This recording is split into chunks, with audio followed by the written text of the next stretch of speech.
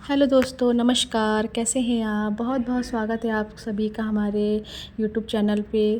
तो दोस्तों, चल रहे हैं नवरात्र के 9 दिन। तो इन नवरात्र के 9 दिन में हम सब ने प्लान बनाया क्यों ना हम सब चंद्रिका माता के दर्शन कर लें।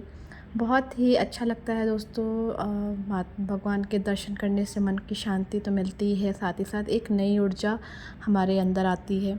तो हम छुट्टी का दिन था दोस्तों, तो हम सब ने डिसाइड किया कि चलो माता के दर्शन कर लेते हैं। और हम अपनी पूरी फैमिली के साथ निकल पड़े चंद्रिका माता के दर्शन करने। चंद्रिका माता का मंदिर जो है बख्शी तालाब से के कुछ किलोमीटर दूरी पे स्थित है। और ये मंदिर सिद्धपीठ मंदिर है। और यहाँ पे बहुत सारे भक्तजन आते हैं, अपने मन की मुराद पूरी करते हैं। तो दोस्तों, इस मंदिर की स्थापना ये कैसी हुई, माता कैसे प्रकट हुई, इसमें बहुत सारी कहानियाँ हैं दोस्तों।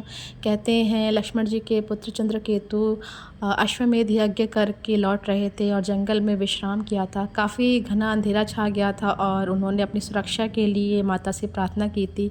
तब चंद्रिका माता प्रकट हुई थी और उनको आश्वासन दिया था और उनकी रक्षा की थी।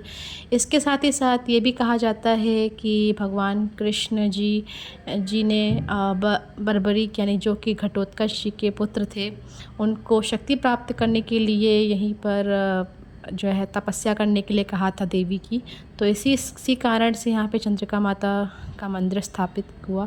और इससे अलावा ये भी कहा जाता था कि कुछ यहाँ पे ग्रामीण लोग रहते थे जिन्होंने जो है यहाँ पे बहुत पुरानी मूर्ति जो है उन्हें मिली थी और उन्होंने यहाँ पे मंदिर की स्थापना की थी, जिससे चंद्रिका माता प्रकट हुई थी और सबको आशीर्वाद दिया था। तो कई सारी मान्यता है, लेकिन सबसे अच्छा ये है कि यहाँ पे जो भी दर्शन प्राप्त होते हैं उससे हमारे मन की सारी मुराद पूरी होती है।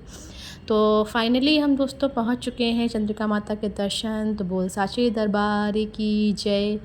तो बड़ा एक्साइटमेंट थे क्योंकि काफ़ी समय बाद हम आए थे। 1 साल 2 मतलब हमेशा प्लान बनता रहता था हमारी फैमिली के साथ, लेकिन कुछ समय से प्लान नहीं बना पा रहे थे। शायद माता की इच्छा नहीं थी, क्योंकि कहते हैं जब भगवान की इच्छा होती है तभी हम उनके दर्शन करने के लिए उनके दर पर, उनके मंदिर पर जाते हैं। तो बहुत समय बाद हम आए थे उनके दर्शन करने के लिए और देख रहे थे काफ़ी कुछ बदलाव हो गया था। पहले तो बहुत सारी चीज़ें जगह जगह नहीं बनी थी, लेकिन बहुत अच्छा लग रहा था देखने में। और चारों तरफ हरियाली हरियाली थी, बहुत अच्छा लगा देखने में। और मतलब कई सारे भवनों मतलब मकान और बहुत सारी फैसिलिटीज़ हो गई थी, लाइक गाड़ी जो है चलने लगी थी। और हम वाहन वगैरह पहले बहुत नहीं मिलते थे, अपनी अपनी गाड़ियाँ करके हम लोग आते थे दर्शन करने के लिए, लेकिन अभी हम देख रहे थे कि बहुत सी गाड़ियाँ चलने लगी हैं, बहुत सारे वाहन चलने लगे हैं। तो फाइनली हम मंदिर की तरफ बढ़ रहे थे दोस्तों।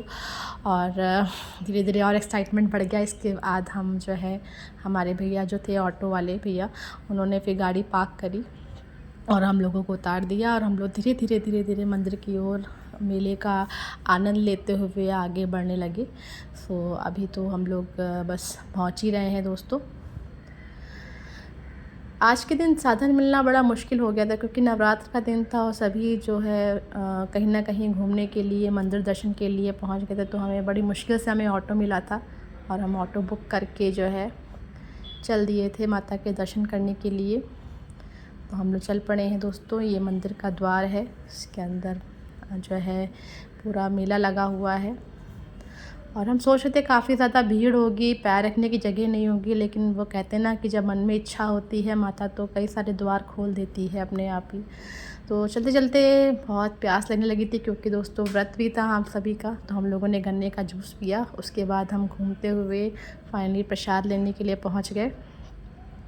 उसके बाद उन्होंने यहाँ से माता के लिए प्रसाद लिया, भोग का प्रसाद, चुनरी और सुहाग की सामग्री ली जो माता जी को चढ़ाई जाती है। उसके बाद हम मंदिर के अंदर जो है अंदर प्रवेश किए। साथ ही साथ हमने माता के दर्शन किए, उनका आशीर्वाद प्राप्त किया, उनसे प्रार्थना की अपने परिवार की सुख शांति के लिए कि वे हमारे परिवार में सुख समृद्धि बनाए रखें, अपने भक्तों की रक्षा करें। फिर हम लौटे और बड़ा अच्छा लगा दोस्तों, और माता के दर्शन प्राप्त हुए, बहुत आनंद आया।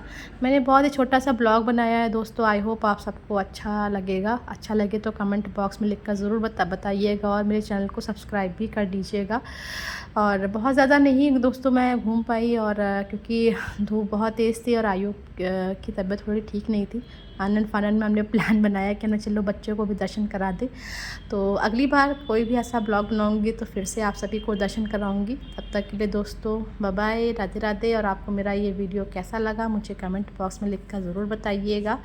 और माता रानी आप सभी की इच्छाओं की पूर्ति करें, आप सभी को आशीर्वाद प्रदान करें। तब तक के लिए दोस्तों बाय बाय, राधे राधे, हर हर महादेव।